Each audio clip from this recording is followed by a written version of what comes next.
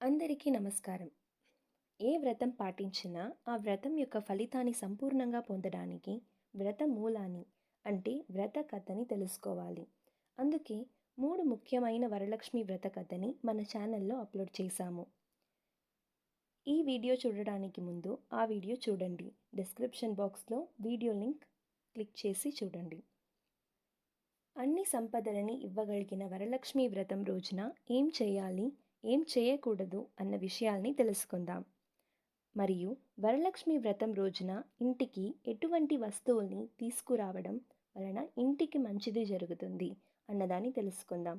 వరలక్ష్మి వ్రత నియమాలను ఈ వీడియో ద్వారా మీరు తెలుసుకోవచ్చు.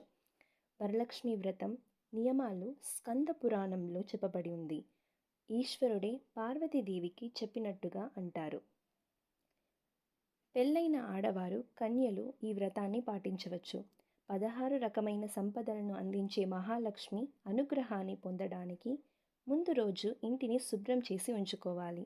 సూర్యోదయానికన్నా ముందు లేచి ఇంటి బయట పేటతో అలికి ముగ్గు పెట్టుకోండి. వరలక్ష్మి వ్రతం మనస్ఫూర్తిగా చేయాలి. అలా భక్తితో ఒక్క నమస్కారం చేసిన లక్ష్మీ కటాక్షం పరిపూర్ణంగా దొరుకుతుంది. తరువాత మంచిగా జడ అల్లి వేసుకొని ఈ రోజున స్టిక్కర్ బొట్టు అలాంటివి పెట్టుకోకుండా ఆ ఒక్క రోజైనా కుంకుమతో బొట్టు పెట్టుకోండి. ఇలా పసుపు కుంకుమతో పూజ చేయండి. తరువాత అమ్మవారి కలశం పెట్టి అలంకరించుకొని పూజ చేసుకోవచ్చు.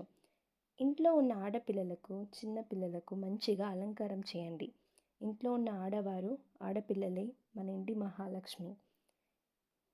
ఇప్పుడు వరలక్ష్మి వ్రతం రోజున ఎలాంటి విషయాలు చేయకూడదు అన్నదాన్ని తెలుసుకుందాం. వరలక్ష్మి వ్రతం రోజున వ్రతం పాటించే ఆడవారు జడ విరబోసుకొని ఉండనికూడదు. ఏదో ఒక ఆలోచనతో పూజ చేయకూడదు.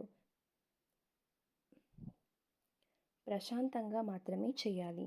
ఈ రోజున అప్పు ఇవ్వడం కానీ తీసుకోవడం కానీ చేయకూడదు. అమ్మవారికి తీపి పదార్థాలు నైవేద్యంగా చేయండి. ఈ రోజున చేడు పదార్థాలు అంటే కాకరకాయ అలాంటివి చేయకూడదు.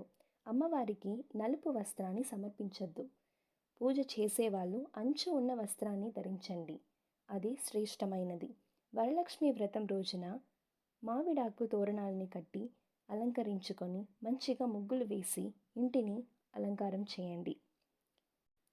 ఇంకో వీడియోలో అమ్మవారి కలశం ఎలా పెట్టాలి, ఎలా అమ్మవారిని కలశలోకి ఆహ్వానం చేయాలి అన్నదాన్ని తెలుసుకుందాం. ఈ వీడియో మీకు నచ్చినట్టయితే షేర్ చేసుకోండి. అలాగే మన ఛానల్ని సబ్స్క్రైబ్ చేసుకోండి.